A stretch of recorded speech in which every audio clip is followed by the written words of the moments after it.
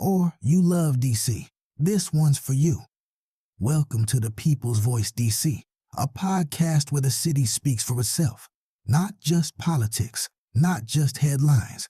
We're talking real life, community life, DC life. From the metro rides to the murals on the walls, from classrooms to corner stores, from church basements to community meetings. This is where conversations actually happen.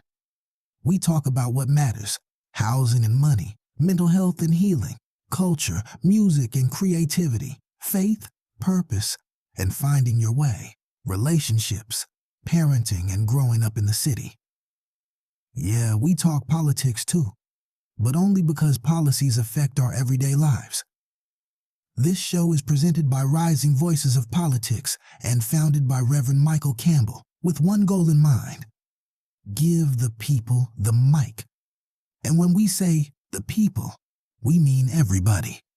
Young folks with big ideas, creatives with something to say, parents holding it down, leaders in the making, and anyone who's ever felt like their voice didn't matter. Trust, it does.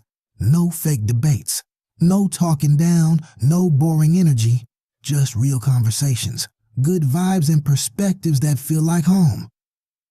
Catch us live every Wednesday at 6 p.m. on YouTube and social media by searching The People's Voice, DC, or Rising Voices of Politics. Miss the live show? It drops the same night at risingvoicesdc.org, and you can listen anytime on Spotify. So whether you're on your phone, in the car, in the dorm, or just trying to feel connected, tap in, tune in, and be part of something bigger. This is The People's Voice, DC. The city, the culture, the conversation. And yeah, the people got something. Welcome to this week's edition, actually the second show this week, of The People's Voice DC. Listen. I got my brother Eric in the back, Ward 3 SBOE. But before we get started, I do have to talk about something. Y'all know me. It's something that's always going on, and I just got to talk about it. I just have to. And I'm going to put it up on the screen so you can see. Enhanced Games. The Enhanced Games. This is an Olympic-style competition where steroid use is legal. As a matter of fact, it's even encouraged and medically supervised, per se. It is set to launch in Las Vegas in 2026. The idea is that it's going to be a great sporting event, is that you're going to have these superhero-like athletes because they're so juiced up on steroids, and the ratings are going to be great, and the entertainment is going to be out of this world. So, I mean, hey, look, they say that, the athletes will be medically supervised, so they won't, I guess, do too much. They won't, I guess, harm their bodies per se. I'm a little concerned about this. I don't know if it's safe. I don't know if I want my child growing up saying, I want to be a star in the Enhanced Games taking steroids. I just don't know if that is the thing. Now, will it be fun and entertaining? It just might be. I don't know. I'm kind of, I have mixed reactions. I'm like, I want to watch it. It's probably going to be a lot of fun, but I don't know if it's a good idea. I don't know. But let us know what you think. Write a comment, send us an email. Give us a call. It doesn't matter, but let us know what you think. We really want to we're going to cover this. We're going to really cover this as it unfolds and happens in Las Vegas. So, listen, we're not going to delay this show anymore. We have a special guest, and he will be with us right after this.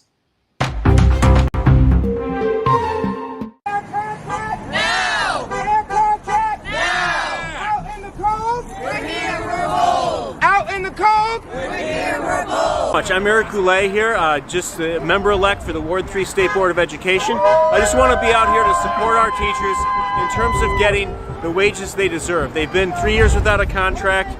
They've stuck with DC and stuck with our kids through a pandemic, and we need to make sure that we get a signed contract in place. So I want to support our teachers. We need to be able to retain teachers in DC, and one way to do that is having a contract in place that gives our teachers the pay to be able to stay in our city, supporting our students in the classroom. So I'm just glad to be here, honored to be with our teachers today, fighting for getting a contract in place.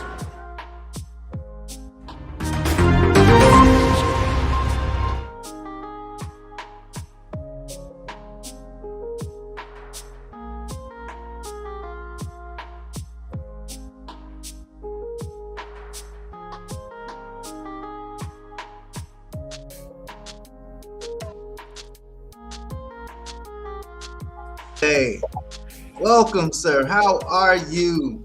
I am fantastic, Pastor Mike. Thank you for having me on the show. I'm excited to be on and appreciate the opportunity to talk about the important education issues here in the city. Yes, and we thank you. That was I believe that clip. We definitely thank you for standing with our teachers and our Washington Teachers Union. Unfortunately, I'm no longer with DCPS, but I know at the time a lot of us were feeling very unappreciated and undervalued. And what contract we did get, we should have gotten a little better, and we should have gotten it much more sooner. So we definitely appreciate you for that. And thank you so much. And we at the state board did a resolution immediately following that March to encourage a resolution for a contract in a timely manner. And then soon after it was approved. So we were happy to support our teachers. The State Board of Ed always supports our teachers here in the city, and having a contract in place, helps retain teachers in DC. So thank you for putting that video on. And it's something that we really, as a board, support, and I personally support. Both of my parents were teachers growing up, so I recognize the sacrifices teachers make and the contributions they give. So glad to do it. Yes, sir. Yes, sir. So let's get right into it, man. Mr. Goulet, State Board of Education rep. I do know that you had run for council before. I know that you worked with the great former council member and former mayor Vincent Gray. So I mean, just tell us a little bit about who you are and what led you down this path, and how you became the Ward 3 rep, and are you planning to continue this and run again? Well, so when I graduated from law school, the only place I wanted to go was DC. I came to DC wanting to get involved in public service. And my first job was actually working for Councilmember Sandy Allen, who was the Ward 8 council member at the time. I worked on her Health and Human Services Committee and really enjoyed that. I then moved over to the Finance Committee and then decided to run for, a lot of people forgot the first run for council was actually back when I was just 28 years old. I was on the Committee on Finance and Revenue, and that's where I met Vince Gray. I was out on the campaign trail and got to know Vince really well. And then he won the chairman's race. I wasn't successful in the Ward 3 council race, but he asked me to come on as budget director. And I worked for Vince, who you and I both respect, for 15 years after that. And I think the world of him. He is everything that a public servant should embody. Hard work. I mean, Vince works 16-hour days, and just a real passion and love for our city. So that just got me excited and engaged in public service. It's what I want to continue doing. I love the work we're doing at the state board to represent our students here in the city, to empower student voice, to try to improve conditions for our teachers, and try to make sure that every student in DC graduates with an education that will set them up for success in college or career. So I do plan to, to run for re-election for State Board of Education. I love the work we're doing. I love the progress we've made. And I want to be able to continue doing that. And, part of what I enjoy is working with our youth. So we're going to have a youth engagement summit just today, where we're going to hear youth voice from across the city, and then take that voice and figure out then what policies we need to recommend to the incoming mayoral administration on how we can do better here in our schools. Yes, yes. I actually will be in Ward 7 tonight at our educational forum with our council member as well. That will be at the Maya Angelou School this evening for those interested and able to attend. But you talked about continuing the work. And so I actually put this graph up for another guest on our show. But it's so relevant. Ward 3, with their reading on grade level, Ward 3 has the absolute highest percentage of DC fourth graders reading on grade level, and generally they have the highest levels of proficiency in math and reading. What do you credit to that level of success, and how do you plan to sustain that level of success? Well, certainly I think there's several positive things that are occurring. First of all, we do have great schools in Ward 3, as we do across the city. So that's one thing that really has shown our students how to succeed. The other thing we have is a universal pre-K program here in DC, which gets our students into education earlier, and that's what how we saw an increase in test scores and student performance once we put universal pre-K in place. So those are two very important things that we have going for us. But the reason we see an increase, a higher level in Ward 3 versus other wards really is we both know there are still really serious issues with poverty in the city. And academic outcomes are largely driven by poverty. So our goal as a city needs to be to try to tackle all of the root causes that make it more difficult for a child growing up in poverty to be able to succeed. And when we look at those outcomes that you just put on the screen, a lot of that is driven by the challenges a child faces with either family instability, food insecurity, or just a family having additional resources to be able to provide tutoring or supports as that child grows up. So I think that as much as I would love to say our schools in Ward 3 are specifically driving that, I think poverty is the big driver of success versus sometimes struggles in those areas. Yeah. I definitely appreciate you saying that. Just a few other numbers just to kind of throw out there for the public. In Ward 3, it's 68% roughly white, 9% roughly black. In comparison to Ward 8, which is roughly 87% black and only 5.5% white. And there are also numbers that you can see that Ward 3 advantages versus east of the river. Their wealth is among the highest in DC. The grocery access is very strong compared to food deserts. As you mentioned, the poverty levels are a lot lower, and the obvious that I guess you can say some people would say is the elephant in the room is that it's majority white as compared to majority black. Race, demographics should not dictate education. As the SBOE rep, you're always advocating for more resources for your ward schools. You're talking about how your schools are oversized. We had a candidate for council member come on the show, and he felt a lot of solutions could be used through creating community schools. Do you think that community schools could be the answer to a lot of these problems? I am a firm believer in having neighborhood-based schools because I think it does tie the community together.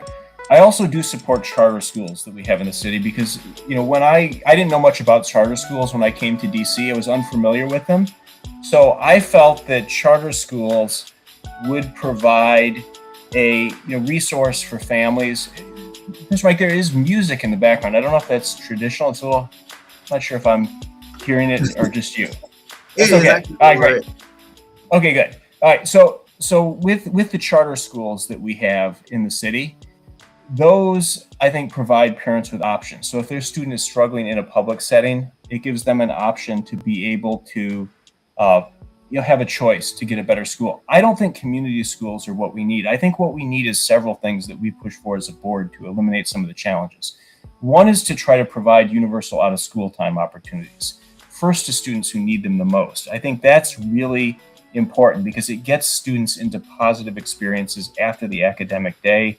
It gives them something to get up for, and it prevents them from going off and getting into trouble after school hours. The other thing that we are really trying to push for is universal school meals. At the board, I was proud to partner with students to pass a Green New Deal for schools. Part of that was to provide universal free school meals for all our students. And then lastly, the other thing that we really need to try to focus on is the birth to three. Is somebody we both know with Vince Gray, was the author of the birth to three legislation at council. I was fortunate to be able to work for him as we drafted and funded that.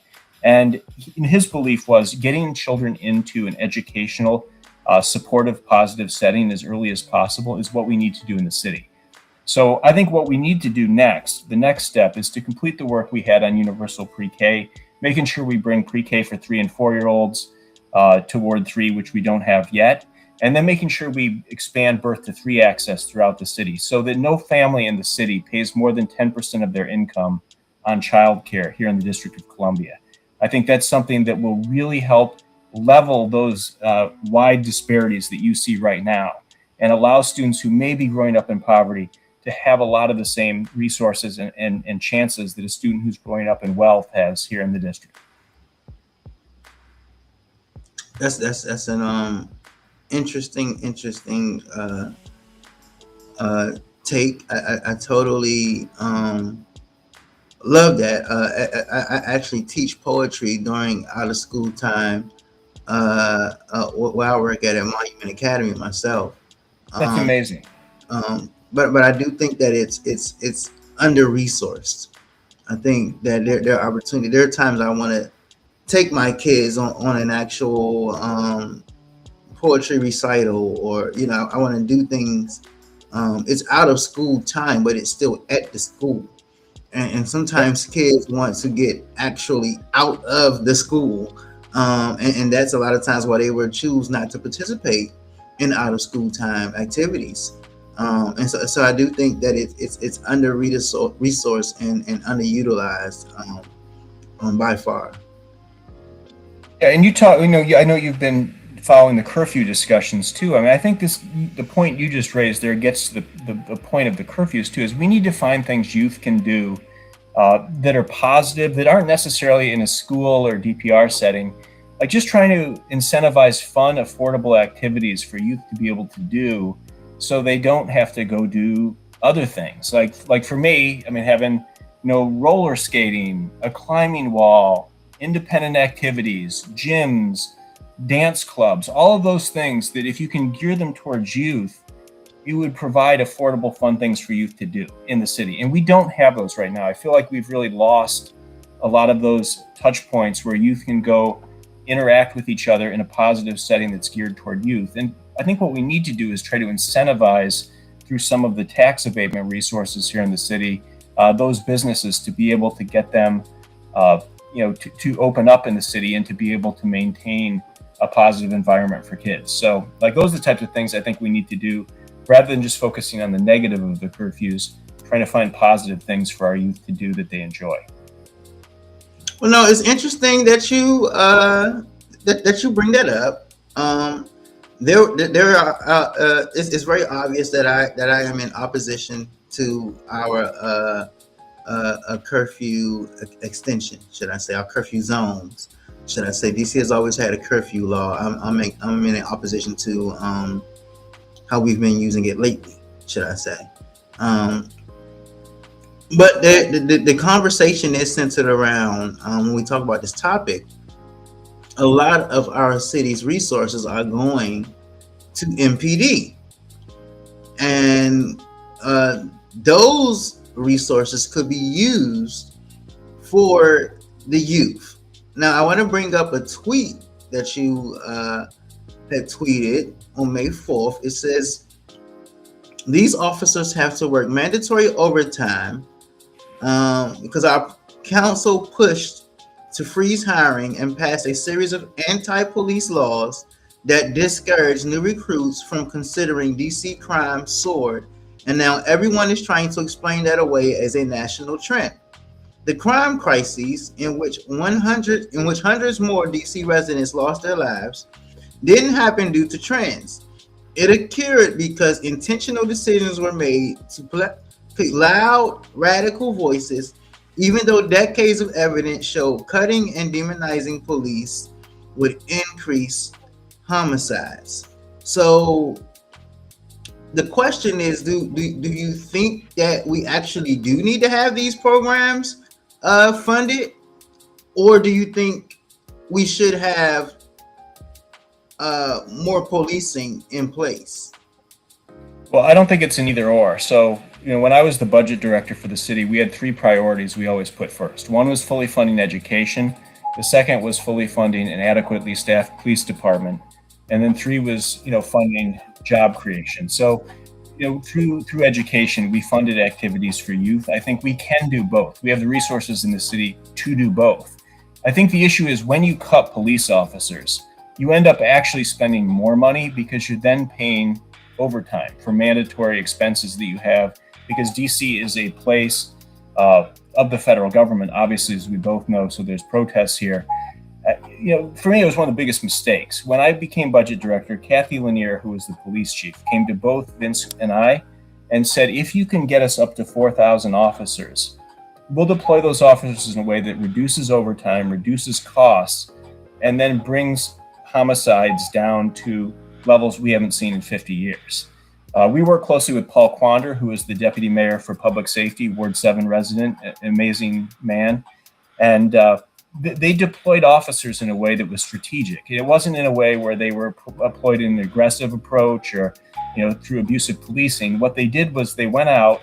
If there was an incident in the community, the chief would make sure that had extra resources then the following night to prevent retaliation, because a lot of the homicides you saw started from something that was occurring earlier. So then you ended up with a situation where we brought homicides in the city down to 101 per year on average. And that includes the tragedy at the Navy Yard. So it would have actually been under 100 a year had that tragedy not occurred. And to me, going back on those proven strategies that we did not make sense. And it cost a lot of lives in the city. And I don't think it saved money. It certainly, cost innocent residents their lives. So for me, it's not either or. I think you can have an adequately funded police department and have youth programs for kids. And I think having a police department that's fully funded actually saves money because you're not spending it on overtime then. So that's my take on it. I think I'm trying to move past what I think were a lot of serious mistakes at council and focus on the here and now with it. But for me, if you don't have a safe city, you're going to lose revenue. And you start a downward spiral. So I think we've seen large improvements, but we still have a long way to go to rebuilding trust with police officers who felt like they were demonized and targeted really for no reason. Is it possible to fully fund the police without gutting necessary programs? Because that's what has been happening. We have had to make a choice of it seems like the mayor has been making a choice of either money to the police or essential services that our at-risk youth and our at-risk adults need. I think within the budget, there's money for both. I mean, I think you do have to look at the budget. You have to scrub it for waste, fraud, and abuse. But I will just say, reducing police in terms of numbers ends up costing you more in terms of overtime, because you're then paying time and a half, but you still need the same coverage. So you get worse service, end up paying time and a half for it, and then you have a less safe city. So I think the way to do this is to set out the priorities. Obviously, for me, always public education services for youth are number one, as they were, when I was budget director, working for a man who put them number one too. Public safety has got to be funded. And then you look at job creation, economic development incentives for the city. Those are the things you fund first, and then you see what else you can do here in the district. And we face a lot of challenges here in the city. with the federal government contracting, shrinking down. So we've got to be very mindful about how we're spending our money, how much we're borrowing, and making sure that we set forth a sustainable and responsible path for the city. And I don't see it as either or for those things, because I think both end up saving money in the long run. If you can keep kids out of trouble and you keep the city safe. I do want to highlight some comments from Peaches. Peaches says that they should be for the youth like it used to. She used to manage those programs from 97 to 2005. Her program was from 2 p.m. to 11 p.m. and it was cheaper than aftercare. She believed the people hired, even if officers, they should be community passion and they should focus on youth care. She says that police were not demonized, but that they abuse power. And in those situations, it's hate. We need police who care about their jobs. And also thank you for your compliment. You're such a good listener, Pastor. So yeah, I think that's something that has to be considered. I think that there are different experiences, and me at the age of 38, been in the DMV all my life, bleed DC, lived in Ward 1, raised in Ward 6, lives in Ward 7. I have never, and I have to be completely honest about this, I have never had a positive officer interaction. I'll take that back. I have one officer who's a Ward 7 officer who the whole community knows. He's the only officer that I've ever had that I have positive interactions with. Any other time, even leaving church as a pastor, just preaching, I have any other time I have had an interaction with an officer, it has felt so demeaning, so demoralizing, and just almost intimidating. If I wasn't another person, I'd feel intimidated, but I don't. And so I kind of try to always understand the other shoes, always understand both sides. But often when we talk about safety, I do believe that we need safety. I do believe that we need officers. When we're talking about 4,000, I'm always kind of leery because it's like that's more opportunities for me to be harassed. There's more opportunities for people to follow me around and look at me. There's more opportunities for people to just stereotype me and profile me. And so I guess that's where I'm at that in that conversation. Well, I think when we did do the 4,000 officers, one of the things we were able to do was try to do what you're talking about, is improve the positive interactions between police and the community. So what Kathy's plan was to really get police out to the community meetings, to get to know their community, know their neighbors. So it wouldn't be a situation where then there was just only an interaction, maybe with an officer, who was responding to a situation, potentially coming off in the wrong way, but to build really positive connections with the leadership in the community. And that's how we got the homicide numbers down to under 100, to the lowest level in 50 years. Was not to cut you off. Positive. Okay, go right ahead. Not to cut you off, but I have to bring this up. I have to ask. So, what was the retention back then? Because the issue now is also, we may have an officer that's assigned, and they may come out to community meetings for 2 or 3 months, and then it's all of a sudden a whole new commander or a whole new lieutenant, and it's like, as soon as we start to develop a little bit of relationship and start to kind of trust this person, he's gone. We had to try it all over again with another person, and it's very hard to establish that kind of trust that you're talking about that way. So how did Gray retain the officers?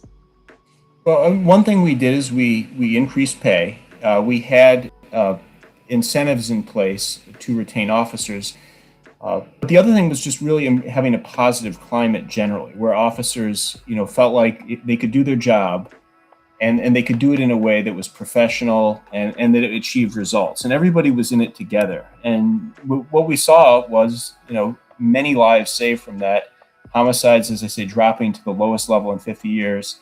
And, I think what we need to do in the future is I think we're facing a retirement bubble. So that is one challenge. We have your older officers who are retiring, but then also trying to create incentives for teachers, police officers to stay in our city. Because what you'll have happen a lot of times is, you'll have a young officer, a young teacher come in, serve maybe 5 years, but then they want to go buy a house. They want to get a yard. So then they move out to the suburbs. So offering housing incentives through our programs that are more generous than they currently are now, they really allow officers, that allow teachers and other professionals that we want to have living here in our communities to be able to stay here, I think is really important. And that's how you get that continuity that's going to be important in the community. And you build those relationships that then last over time, because then the officer is living with the people they serve. That way the teacher is living down the street from the school they work at. And those are the types of interactions that we really need to build. I agree. And as you mentioned, it's the same exact issue almost with our teachers and our education. Before we move on to the next topic, I do want to highlight Peaches had a couple of more comments.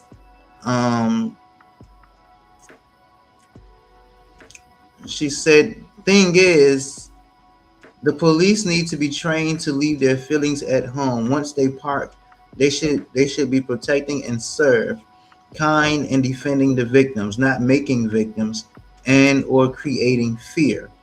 I am passionate about this, so I appreciate hearing you both talk about this. And we also appreciate your comments as well. I know for me, I definitely always welcome the interaction and always welcome questions, comments, text messages, phone calls, emails. It doesn't matter to me whether it's a critique or something that you agree with. It really doesn't matter. So I definitely appreciate that. Yeah, I agree with your listener. I think that's absolutely right. I mean, we need police to be professional. I do think we have one of the most professional departments in the country, but there's always continuous work, we need to do to remind officers and remind all professionals in the city just how to interact with people, consumers, in a positive manner. So that goes for officers. It goes for somebody picking up the phone at the tax office. It goes for somebody at the DC Council. It goes for anywhere who interacts with the public. So those types of that training should be ongoing, and it's something that we should strive for across the board. So what are your thoughts on the school resource officers? Are you a supporter of the school resource officers in our schools? Yes, I 100% support the school resource officers. We had legislation that was approved at council a while back that would have actually zeroed those out. And that was, during a period of time where a lot of concerning bills were passed. The principals across DC were very concerned about the safety of children. They came out and testified at council hearings in mass, in a way I hadn't seen before, to express concern that this was going to put students at risk. I feel the school resource officers are fantastic for several reasons. First, it's a volunteer program. So it's police who want to get involved, who are interested in working with youth. There's special training for that. And it allows youth to see officers in a more positive way. I've met school resource officers. I can't say I've met all of them, but the ones I've met have been fantastic. They've wanted to work with our youth, and it really helps keep youth safe outside the city. We look at the tragedy that just happened outside Jackson Reed with the student being tragically killed. And, that's a situation where having those resource officers, in this case, didn't save that child, but it does provide a resource both in and outside the school to try to prevent problems from occurring. So I support our principals on that. I think school resource officers are certainly necessary, and I want to make sure that they remain there for schools and for principals who feel they're needed to just keep students safe here in the district. I definitely agree with that, and I'll add, I just wish that we had one in every school, and that's public and charter. Oftentimes we feel like as educators we have to be the school counselor, the child psychologist, the mentor, the child's personal security guard, the child's escort. Like, it's needed And those officers, in every school. yeah, and those officers are oftentimes much better trained to interact with youth positively than private security. Like when people were pushing to get rid of SROs, what would have replaced SROs is private security guards who don't have the training that our officers do. So it wasn't that there was just not going to be any security presence there. It would just be one that has lower standards than our police do. I think SROs are essential. I would like to see them in every school that would like one. And, I hope we build the program back up to what it was before it was cut. Totally agree. Last issue on these schools, man, libraries. It seems to be a big difference in the schools' libraries based on their location. Some, quite frankly, some schools have better libraries than others. Some schools really don't have no library. And how can we move to address this so that, every child has an equal opportunity to get the resources that they need and to learn whatever, to expand their knowledge, expand their horizons, be able to just grab a book and read. Well, I think that's important, and I'll be glad to look into that. I think we should have equitable library resources across the city. Some of that may be a function of the size of the school, because obviously it's funded through a per student funding formula, but I think we want to see a librarian at every school. We want to see resources for students to be interested in reading. One of the things we're working on at the board right now, a resolution I've authored, is trying to make sure that we teach reading of full-length novels to students in junior high and high school, to make sure that we're not preparing them for taking a test, we're preparing them for life, whether that be college or career. So I think having resources in the school, reading those novels in class, and developing a love for reading that's going to translate into success in college and later in life is essential. So I agree with you on that. I think that's probably falls more within the scope of what council would be able to do with the budget than what we would be able to do at the state board. But certainly I would be interested in seeing what the libraries look like across the city and seeing if there's a disparity there. Yeah. Hey, I don't know about you, but I have so many parents coming up to me. They're saying, "Hey, my child doesn't even know how to write in cursive. Why don't you teach my kids how to write in cursive? You're going to mess them up for life. What's going on? What's going on, man?"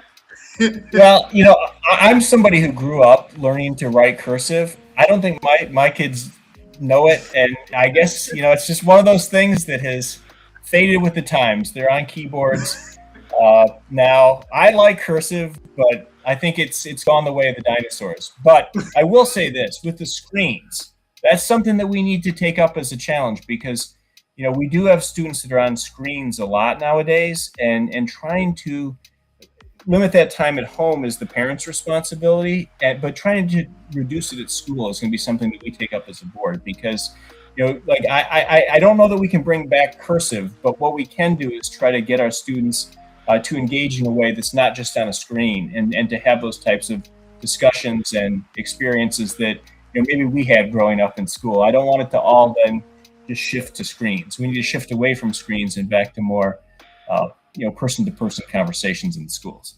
That wasn't on the agenda, but that's an interesting topic. So I'm going to take a couple of minutes. When you talk about taking away screen time, I'm totally a fan of it. I was actually looking into there was a recent lawsuit against the Facebook CEO. I can't think of his name, but yeah, there's a lawsuit, and I was looking into it, and like these apps and everything, they are designed to literally purposely catch your attention and keep your attention for hours at a time. They're literally created to do that. And so I definitely think it's important. But I'm thinking about some of the students that I've had it's no secret. At least what 70% of our students have been diagnosed with some type of a disorder or ADHD or something like that. We have a lot of autistic children. And I know my students that I've had over the past few years, they just have a very low attention span. And I don't know how I would be able, like, how these kids would cope, like literally off a screen, like how it would work. I think it needs to work. I don't know how it's going to work. I feel like these kids are going to go crazy. Like, I don't know. Well, one thing we were able to do as a board, and we started this, as a board, and then the council picked it up, was banning cell phones during the school day. And I think that was a huge first step in this, is making sure that teachers don't have to fight students over whether they've got their cell phones in class, that there are no cell phones during the school day. And that's something that we started as a state board. I drafted the resolution on, and then the council picked it up through legislation, and it's now implemented. And I think it's making a huge difference. It reduces bullying, incidents of bullying when students have the phones. It just gives students a break from that. And I think you're absolutely right. I mean, these devices and social media apps create like a dopamine need where it's an addiction.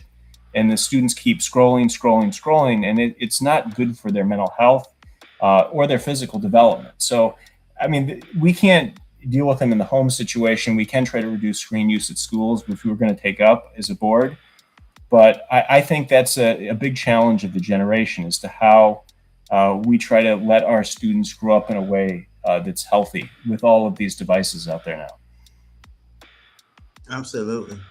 So I posted, actually, before we go on to the next subject, I just want to remind everybody, listen, you can always join us. You can always join the Rising Voices of Politics. We're always looking for team members. We're always looking for board leaders. We're always looking for volunteers, lots and lots of volunteers. This is election season. Right after the primaries, we're going to get right into, listen, commissioners are important. Every single member district needs representation. In our city, we still have too many vacant seats. So maybe you're out there and you feel like, hey, look, we need a stop sign. Hey, look, our school need to be better in our neighborhood. Hey, look, who keeps allowing this 24/7 tobacco store to open up? You want to make a difference. You want to run for commissioner. You can join us and we will help you through the way. You can visit us at www.risingvoicesdc.org. So I posted this before, and I just wanted to give everybody a little quick intro when I was posting it, but you had kind of talked about your work. So in the 3 for All, the birth to 3 for All DC Act. So in 2017, Eric decided to return to the council's Committee on Health because despite having nearly 97% of our residents insured, there are still significant health outcome disparities in DC driven by social determinants of health. As committee director, under the leadership of committee chairperson, my guy, Vince Gray, Eric drafted legislation to transform DC's healthcare system for its 2 eastern wards with a new state-of-the-art community hospital, an ambulatory care center, and 2 urgent care centers. Eric also worked with his committee staff to draft the Birth to 3 for All DC Act of 2018, which will make subsidized high-quality child care services available for all DC families with children from birth to age 3. Definitely thank you for your work in that, sir. But I definitely, I know you're over there in Ward 3 now, but I did want to bring up and highlight those things and get your thoughts on a couple of things that's going on. You know, Vince Gray worked so hard. He had such a great vision. And our hospital over in Ward 8 on the St. Elizabeth campus is going through some issues. It's been reported that it's understaffed, it's severely underachieved, and I really don't think this is the vision that Mayor Gray had. Also in Ward 7, we were promised a freestanding health emergency clinic right in Ward 7 on the Fletcher Johnson campus. As you may or may not know, it's been delayed, and now I think it's supposed to open up in another year or so.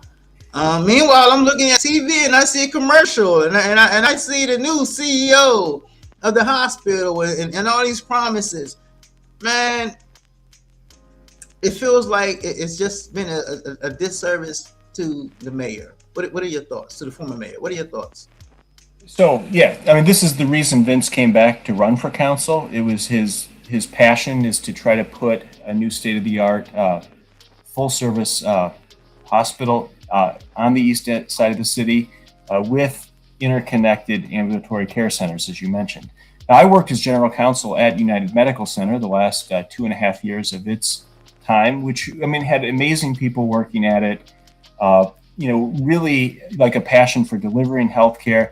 The challenge with United Medical Center, as I saw firsthand, was the building. It was, a failing building at that point. It was built for an era where you went in for a week or two for an inpatient procedure that nowadays is outpatient. So it was way too large.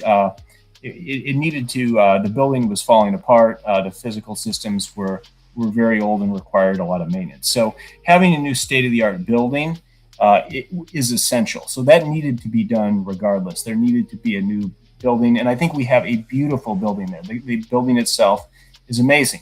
Now, I do share the concerns you've raised, and I've heard from many people about the rollout being very, very problematic, not having enough staff ready to go, and that needs to be addressed. I mean, I think it's up to the administration, both the current administration and whoever the new mayor is, to hold UHS accountable for the commitments they've made. And if they're unable or unwilling to provide the quality care that they promised, then they need to look at another operator. I mean, we only had 2 bids on this. It was a competitive process. There was a bid by UHS, and then there was another bid that was by Howard and Sibley, but it was, I don't know if it ever really moved forward to the final stages because it was kind of more in the draft stage, it seemed like, but that could be another option they look back at. I know Howard was pursuing a new hospital on its campus. So if this doesn't work out, I hope they at least rethink the idea of possibly having Howard run the new hospital and then have its medical school over there, because I think it would provide in some ways relief for Howard, which is situated right now between GW and MedStar Washington Hospital Center. So it's got that challenge right there, two large hospitals that's situated between, and then it has lost a lot of its historical demographic base that it had through gentrification. So, that's something that was explored. I don't think Howard was at the point where it could be executed back then, but I think step one is making sure, we hold UHS accountable and that the quality of care they promised is delivered. And if that doesn't work out, we need to pursue something quickly. And I hope they bring the Howard option back on the table, because preserving Howard School of Medicine must be an essential thing that the city does going forward. I think it would be they graduate the largest number of African-American physicians of any school in the country. So to not have that resource here in the city would be a tragedy, and we can't have that happen. So that's just an option to explore, and those are my thoughts on it. I appreciate you bringing that up. I don't think many people understand the greatness that comes from Howard. It's more than just an HBCU. It's so much more. It's so much more. The contribution that Howard has not just made to this city, but to this country is so undervalued and underappreciated. So I truly appreciate you saying that. And it might be a great fit. If the fit doesn't work out with UHS, the fit with Howard may be a good fit that works serving the population and then providing a hospital, to keep the great work of Howard's Med School going. So I think all that's got to be on the table as we look at it. But the number one thing has got to be, which Vince's vision was providing high quality, equitable healthcare for residents across the city in a true healthcare system. And we're not seeing that right now, and we need to. So hopefully UHS steps it up. If they don't, let's see what step 2 is. Yes, sir. Yes, sir. Yes, sir. So look, we're heading towards the end of the show. It's been an amazing show. I truly appreciate it. Before we go, I do have one final plug-in, well, a couple plug-ins. First, I want to remind everyone of our Brothers Reclaimed Healing Circle. This is for men only. Ladies, if you want to cook us some dinner, if you want to provide us with some nice snacks or meal, you are free to drop it off. However, the circle is for men only. We know that our men are carrying a lot. We know that our men have some healing to do. We have grew up with some traumas that have gone unattended for so long. We are providing a safe space. Of course, this will be led by yours truly, myself, Pastor Mike. We also do workshops and retreats on a bi-monthly basis, but we gather monthly.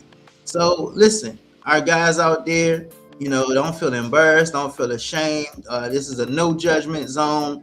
It's a very discreet location, and we make sure no one, is covering us. We're not going to put anything on social media or anything like that. We just care about you and your healing.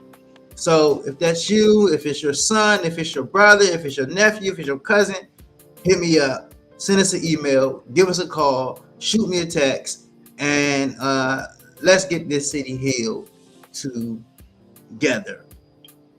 In addition, we cannot forget this June 19th, our Ward 7 Juneteenth parade is happening. We will start gathering at 9 a.m. and our parade will start at 11 o'clock a.m. That is not 11 o'clock colored people's time. That is 11 o'clock p.m.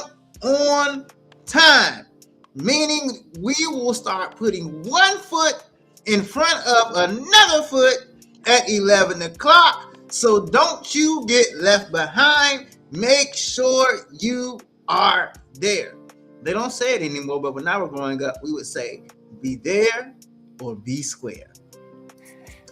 Mr. Eric, I really, really appreciate you. This was a very, very, very awesome show. As I mentioned before, we love to have you back to talk about some more specific school issues, because I'm in education, so there's so much to talk about and that we can cover. I would love to come on anytime. I mean, we're working at the board on issues like making sure we have universal school nurses, like expanded authority for our board. I mean, I would love to come talk about it with you anytime. And thank you for the service you do to the community. I mean, you really bring the message of Vince of one city together. And I just appreciate you a lot, Pastor Mike, for the positive way you approach everything. I truly thank you. That when you said one city, I just had an instant flashback of that logo that you had. It was like awesome logo. I'm gonna use it for November, so we'll use it again, because it means more than just a logo. I mean, it was what Vince lived by and what you live by, of trying to really bring the city together and trying to make sound, positive choices that lift up everybody here in the city. And that's what one city is, and I think it's something that we need right now. Yes, indeed. Also, you're talking about out of school time. I have been organizing, trying to get a midnight basketball league launched for our youth to have something to do other than getting into to mischievous activities and possibly crime and other harmful events. So I would love your thoughts on that. I'll shoot you a text or inbox, and I'll shoot you a flyer and ask you for your thoughts and insights. Well, I'm fully supportive, and I'd love to even come to an event sometime. So if you need any help, trying to make connections on it, that's the type of thing we need to be doing for our youth, is providing those activities. So thanks again for leading on that, and I'm here to help. All right. Thank you. Listen, that's it, people. That's it for today's show. I do want to send a special thank you to I hate to say it, X. I'm so used to saying Twitter, but I want to send out a special thank you to X. I thought that I was more popular than anything on Facebook. I really thought that was my calling card. Facebook was where I belong. But we have had the most views consistently for the past 6 months come not from Facebook, not from IG, not from TikTok, not from YouTube, but it came from you guys on X. You guys are the hero. Listen, we want to do more. We want to expand more. We plan on having a community day out in the field this summer where we're going to have a special nice book bag giveaway and everything. So listen, we need you. I don't do this often, but today I'm doing it. Make sure that you scan to donate. Make sure that you scan to support. I'm not gonna call out people's name, but we did have someone who came onto the show, a candidate that was running for office in this election cycle, said, "Hey, look, send me all the information. I'm going to donate." And I sent them all the information, and there was no donation. You know who you are. So if you were sincere in what you said, maybe you forgot. Maybe, got kind of busy, I will say this election cycle, there seems to be 1,000 forums. I know that when I ran for office, I was not going to attend all them forums. You can say what you want about me. It's too many forums in DC. Like, we do not need 1,000 forums for all. Listen. The two leading mayoral candidates, they don't need 1,000 forms, okay? Just have a few forms. Let us get our point across. Let people talk, and let's enjoy ourselves. Until next time, this is the People's Voice, and you are going to enjoy our next show. We're going to talk about trees in DC and how we have planted so many male trees, but not enough female trees, and what that is doing to our people in our communities. I'll see you next time. Goodbye. All right, real quick. If you've ever yelled at your phone like, "Man, why nobody ever talks about this?" Congratulations. This podcast is for you. Welcome to the People's Voice, DC, where the city finally gets the mic. And nah, this ain't one of those podcasts where everybody sounds smart, but nobody actually saying anything. We talk real life, DC life. The kind of conversations you have after work, on the metro, or when the group chat gets serious out of nowhere. Yeah, we talk politics, but don't worry.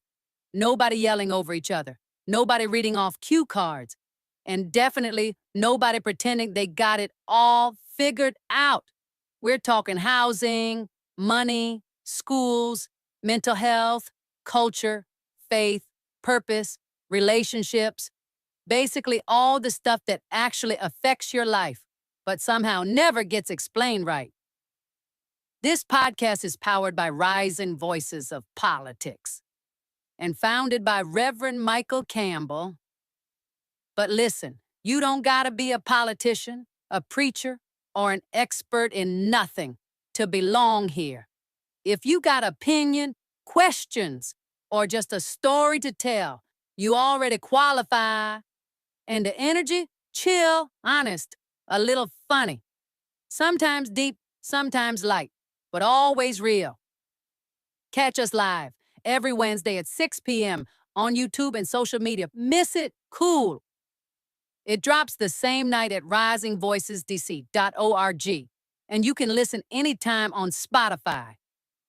So whether you're